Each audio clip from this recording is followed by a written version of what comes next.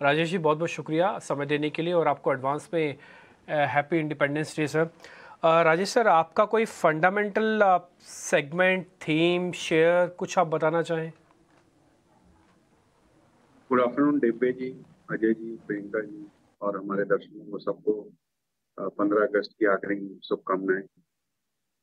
एक बहुत ही अच्छे दिन हम साथ में बैठे हैं और बाजार करेक्शन के मोड में है। अगर आप देखो तो पिछले 3 हफ्ते से लगातार करेक्शन मोड में दिखा रहा है। कुछ आरबीआई के डिसीजन जो फुल ईयर इन्फ्लेशन टारगेट वगैरह बढ़ाए और जो भी खबरें आई एफआई की सेलिंग सब चीजों पे हमने एक अच्छा खासा करेक्शन देख लिया। 19,900 के आसपास के लेवल से 19,400, 550, 600 पॉइंट का करेक्शन ऑलमोस्ट हो चुका है। हमारा ये मानना है कि अगर छोटी अवधि की बात की जाए तो 19,050 और 19,800 का एक दायरा है। लेकिन हम ये मान कर चल रहे हैं कि इस साल के अंत तक हम 20,000 के ऊपर खड़े होंगे और उसमें हमें कोई इस वक्त दो राय नजर नहीं आ रही। कोई थीम की अगर प्ले करना हो तो मैं समझता हूँ पब्लिक सेक्टर बैंक के साथ जाना चाहिए।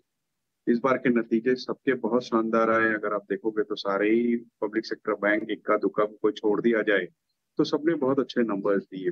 उसमें भी अगर किसी एक को चुनना हो तो लार्ज कैप में एसबीआई रहेगा, लेकिन मिड कैप स्मॉल कैप की बात मैं ज्यादा तवज्जो देना चाहूंगा, क्योंकि अगर आप देखो तो बैंक ऑफ महाराष्ट्र ने बहुत ही शानदार नंबर दिए हैं और टॉप परफॉर्मर रहा है जितने भी पब्लिक सेक्टर बैंक है उसमें से। अगर आप देखो तो लोन एंड डिपॉजिट दोनों में 25% की ग्रोथ आई है।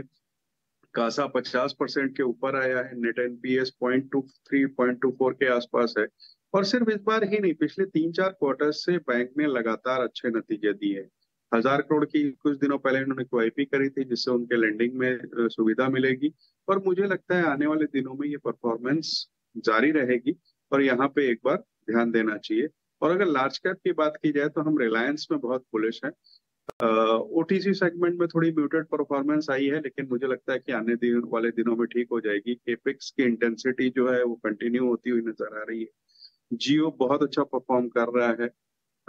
रिलायंस रिटेल की अगर बात की जाए तो 18,000 के ऊपर स्टोर्स है, जहां दूसरे रिटेल चेन्स के 800-900 स्टोर होते हैं, 800 भी नहीं होते।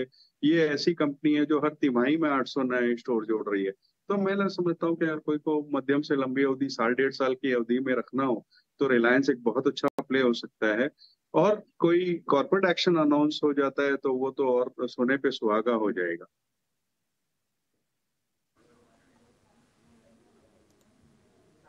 ठीक है, तो ये रिलायंस इंडस्ट्रीज पे तो ध्यान रखिएगा। वैसे भी आज आपके डीमेट अकाउंट में आप सबके फाइनेंशियल्स के शेयर्स तो आगे होंगे, लेकिन रिटेल के बारे में जो आपको जानकारी दे रही थी ना, रिलायंस के अंदर एक और ऐसा सेगमेंट है जो अभी भी इसी के ही अंदर है, रिलायंस इंडस्ट्रीज़ के अंदर ही है, इसका टेलीकॉम बिजनेस भी इसी के अंदर ही है। देखते हैं आगे चल के इसको लेकर मैनेजमेंट क्या कहेगी, लेकिन ये रखने के लिए एक बेहतरीन शेयर हो सकता है। और स्टॉक्स के बारे में फोकस करते हैं और हमारे साथ अग्रवाल साहब हैं। अग्रवाल साहब, ये भी डिवीज लैब की कमेंट्री आना शुरू हो गई है। एक तो डिवीज लैब के नंबर्स अत्यंत गंभीरता वाले थे, एकदम ही खराब नंबर थे। 565 करोड़ के एबिटा के सामने, उम्मीद के सामने 500 करोड़ का एबिटा है, तो वीक था नंबर। इसलिए बाजार ने एक तरह से घट गया स्टॉक और ट्रेड कर रहा है हर लाल निशान में अभी। दूसरा ये कि कॉनकॉल की फ्लैशेस अभी आपके स्क्रीन पे आना शुरू हो जाएंगे आपके टिकर पे। वो ये बोल रहे हैं कि प्राइसिंग पे प्रेशर अभी बने रहेगा और इन्वेंट्री अभी भी बढ़ी हुई है। एक तो ये डिवीज के लिए बताइए अग्रवाल साहब, क्या मतलब है इसका। और दूसरा, ओवरऑल एपीआई सेगमेंट में उम्मीद ये थी कि शायद यहाँ से चीज़ें सुधरेंगी, लेकिन सेक्टर लीडर अगर ऐसी कमेंट्री दे रहा है तो वापस बात वहीं आ गई कि बहुत ज़्यादा उम्मीद सुधरने की नियर टर्म में शायद ना रखनी चाहिए।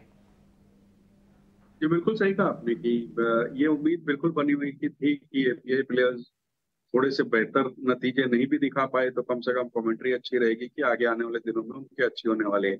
इस वजह से ही हमने देखा था कि लॉरस लैब वगैरह में नीचे से अच्छी खासी बढ़त हुई थी। लेकिन मेरा पर्सनली ये मानना है कि ये जो भी खबरें हैं या चाहे दबाव कुछ दिन और बने रहने वाला है, ये सारे प्राइसेस में डिस्काउंटेड है। अगर आप ऊपर के लेवल से देखो तो लगभग जितने भी इस सेगमेंट के प्लेयर्स हैं, फिर वो चाहे दिग्गज डिवीज लैब हो या सेकंड रैंक के लॉरस लैब टाइप की कंपनियां हो, सभी अपने ऑल टाइम हाई से 50-60% नीचे के भाव पे ट्रेड कर रही हैं। तो मेरे हिसाब से जो भी दिक्कतें हैं या जो भी खराब खबरें हैं वो मार्केट ने ऑलरेडी डाइजेस्ट कर रखी है। और अगर किसी को लंबी अवधि से मेरा मतलब 1.5 साल का है कि हॉराइजन हो, तो मैं समझता हूँ कि थोड़ी थोड़ी एक्यूमुलेशन डिवीज में करनी चाहिए। वैसे अगर फार्मा में किसी को खास देखना हो तो मैं समझता हूँ सिप्ला एक बेहतर बेट साबित हो सकता है। फेयर पॉइंट, सिप्ला लें और थोड़ा थोड़ा इस यहाँ से अगर मंदी और आती है तो इनफैक्ट खरीदने का व्यू बनाएं, बेचने का नहीं। मोस्ट ऑफ द नेगेटिव जो है वो ऑलरेडी प्राइस में आ चुके हैं, ऐसा कहना है अग्रवाल साहब का। ये